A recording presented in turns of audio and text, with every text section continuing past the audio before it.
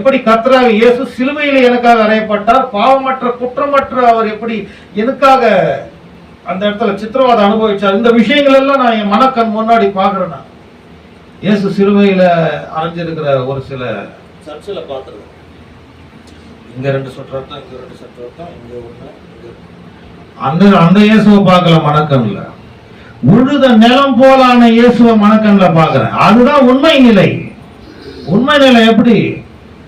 ரத்தம் தான் இருக்குது. அவர் உச்சந்தல இருந்து உள்ளங்கால் வரைக்கும் அப்படி அடிக்கப்பட்டிருக்கிறாரு. அந்த ரத்தத்தை பார்க்கும்போது எனக்குள்ள என்ன தோணுது, அது அவருக்கான தண்டனை இல்லை, எனக்கான தண்டனை. நான் அடிக்கப்பட்டிருக்கணும். அப்படி எனக்கு விழ வேண்டிய அடி, எனக்கு விழ வேண்டிய ஆணி, எனக்கு விழ வேண்டிய சாட்டை அடி, அதெல்லாம் அவர் எடுத்துக்கொண்டார் என்றதை பார்க்கும் பொழுது இப்பொழுது நான் எப்படி நீதி ஆகிறேன்? அவருடைய நீதி எனக்கு கொடுக்கப்பட்டிருக்கு. நான் சம்பாதிக்கல, ஒண்ணுமே பண்ணல, எனக்குமே தகுதி இல்லாதவன் நான். என் மேல் அவர் கொண்ட அன்புல அதை எனக்கு கொடுத்துறாரு. கிஃப்ட் ஆஃப் ரைச்சியஸ்னஸ், இலவசமா.